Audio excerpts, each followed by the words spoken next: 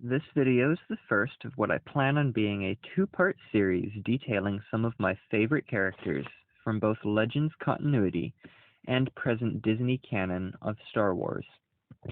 Both lists are in no particular order, and characters which appear in both timelines in major ways are not being included here. Otherwise, the list would just be made up of Luke, Han, Leia, R2, and Darth Vader. With those provisos out of the way, let's take a look at the characters somewhat arbitrarily placed in first place. Mara Jade is a Force-sensitive human female. In Legends, she served as the Emperor's hand, someone who traveled the galaxy as a direct representative of Palpatine, carrying out his will. Usefully for the Emperor, Jade could hear his voice anywhere in the galaxy and report back to him. She was on assignment during the start of Return of the Jedi, undercover as one of Jabba's dancing girls, watching Han Solo. But she was not able to go with Jabba to the Pit of Carkoon, where Luke and company would pull off a daring rescue of Han Solo. After this, and the later death of Emperor Palpatine above the forest moon of Endor, aboard the second Death Star, she would wander around the galaxy. Few in the Empire's surviving hierarchy knew who she was, leaving her essentially with nothing: no money, no friends, and no power. Well, nothing except a final command from the Emperor to kill Luke Skywalker, the Emperor coming to her in a dream sequence which appeared at intervals, which showed Luke and Vader teaming up to kill him. Mara eventually wound up working for the smuggler Talon Card as one of his top lieutenants. But through an honestly contrived, yet totally believable within the framework of Star Wars, sequence of events, she finds herself forced to work with Luke on a number of occasions, eventually coming to grips with her past and managing to move on and help Luke confront a mad clone Jedi Master. Later, Mara and Luke would even marry and have a kid. Mara Jade is a really well-written female character. She's completely competent without being overpowered, and unlike is so often the case, is portrayed as strong and smart without the male characters around her in the story being written as bumbling morons suitable only for comic relief and to show how smart she is. She's just well-written and happens to be female. Personally, I enjoy her character for many of the same reasons that I like Black Widow in the MCU. She begins life as a tool for others, basically a weapon, and later forges her own path and chooses the good team. Speaking of bad to good, the number 2 character on this list went from good to kind of good to bad to good. Revan was a member of the Jedi Order serving during the Mandalorian Wars. When the Mandalorian Neo-Crusaders began their march through the galaxy, the Jedi Order decided early in the conflict that they would not aid the Republic in fighting them. This did not sit right with the young Jedi, and, alongside his friend Malak, Revan broke with the Order and helped to push the Mandalorians back out of Republic space. The war was taxing and difficult for all involved, especially Revan and Malak, who were gradually corrupted by the dark side. With the war's end, the 2 Jedi left known space with a large armada.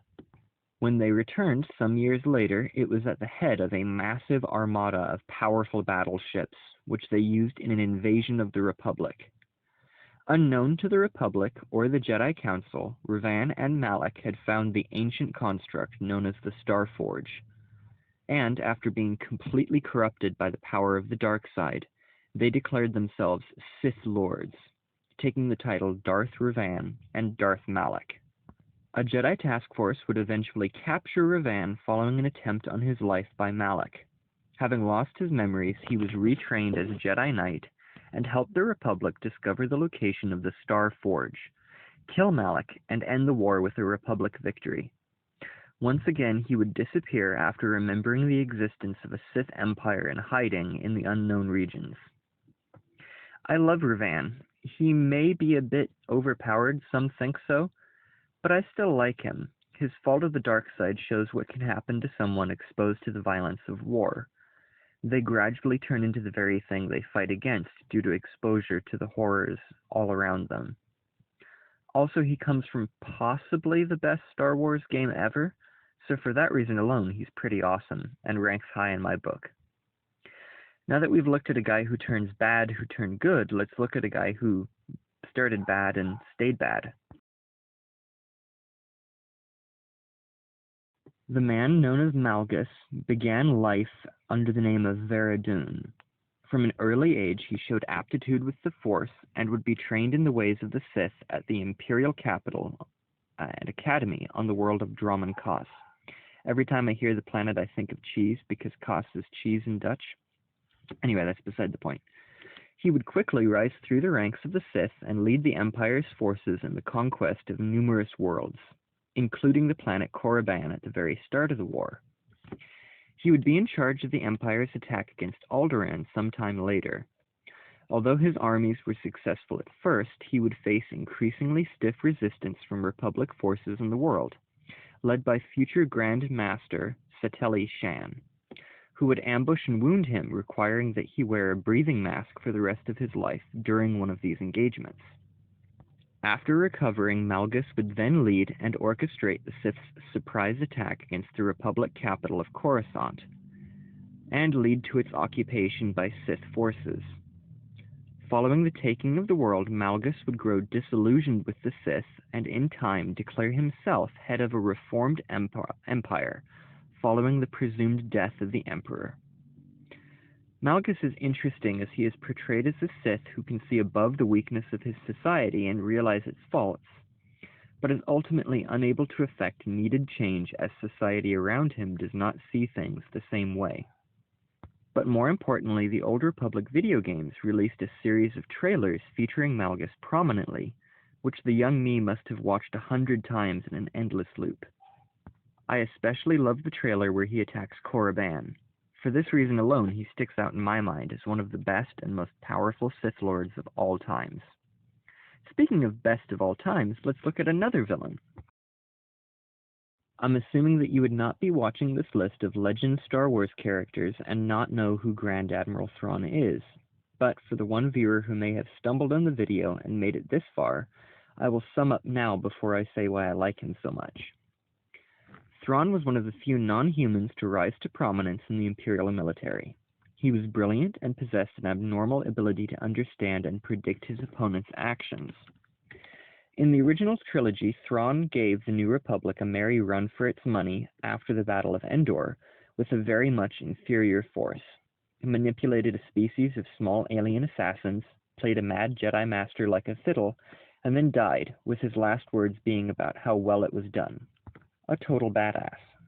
Thrawn is a good villain. In my opinion, he's better in Legends than the new canon, because while he is capable of deducing and reasoning on shreds of knowledge to guess at his opponent's actions, he is still not infallible and makes mistakes. But when he does, he's willing to admit that he made a mistake and does not blame others around him for them, and at the same time does not let his pride get the better of him and lead him to needlessly throw away men, ships, and material. In short, he's a perfect foil for the New Republic as it is portrayed in the books, as unlike other Imperial warlords, he outthinks his opponents and does not rely on the superior strength of the Galactic Empire to win. And, at the same time, he is defeated in a really satisfying and unique way. In short, he is a better villain than anything we currently have in the sequels, and I want the Thrawn trilogy back, the original books. I can't think of a segue between Thrawn and the next character in their list, so let's get into it. Actually, it occurs to me that all of the characters on my list so far are either villains or else people who were villains at one point.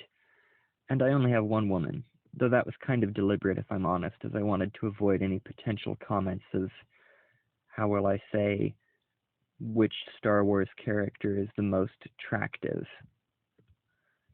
Yeah.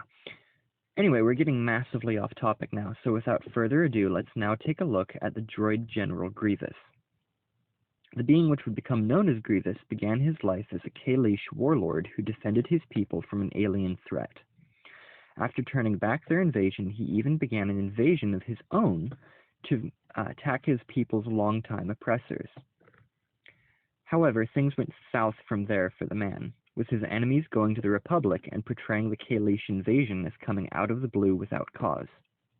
The Jedi believed this story and sent a team out, quickly ending the invasion and leaving the Kalish heavily oppressed and in debt.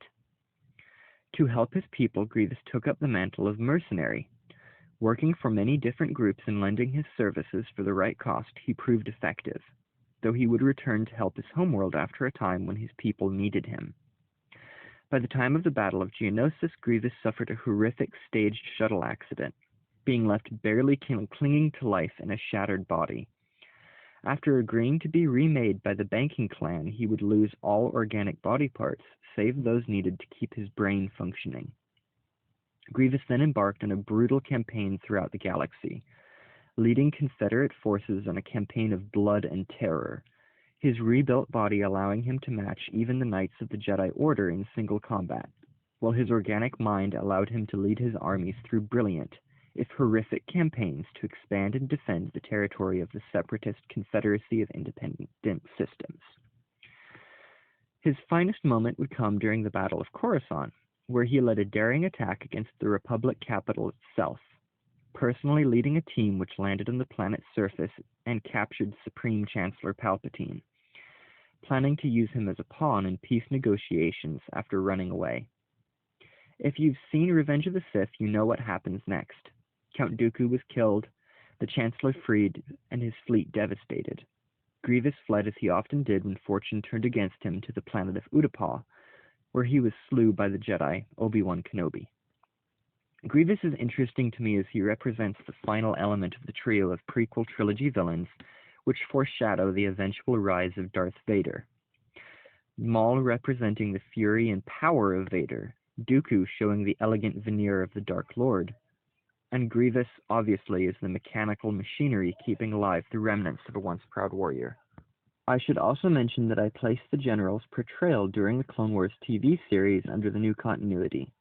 This leads to less conflict with different sources, as in the Clone Wars it seems Grievous willingly submitted himself to cybernetic enhancements, as a means of making him an ever better warrior. Personally, I prefer the original version, where he was made into a living weapon by the deceit and treachery of those who wanted to use him, again foreshadowing Vader. The original Clone Wars animated TV series also shows Grievous very differently from the later show. Unlike the later Clone Wars, Grievous is shown as a force of nature, easily capable of fighting multiple Jedi at once and being seemingly unstoppable, unlike his sort of cartoonish villain who keeps getting beaten in very obvious ways in the later Clone Wars. And there is my list for some of my favorite Legends Star Wars characters. Let me know what you think of my choices, as well as tell me your own favorite characters in the comments below. Likewise, if you want more videos like this in the future, let me know and I'll make them. On another note, you may have noticed that the number of videos coming out on this channel has dropped slightly in recent months. This is because I've started a new job which has taken up much of my time. But things are starting to quiet down and I should be back up to twin uploads each week once more. I'm going to try and make a schedule where I upload a ship review each Sunday and a special topic video on Wednesday. Let's see how that goes.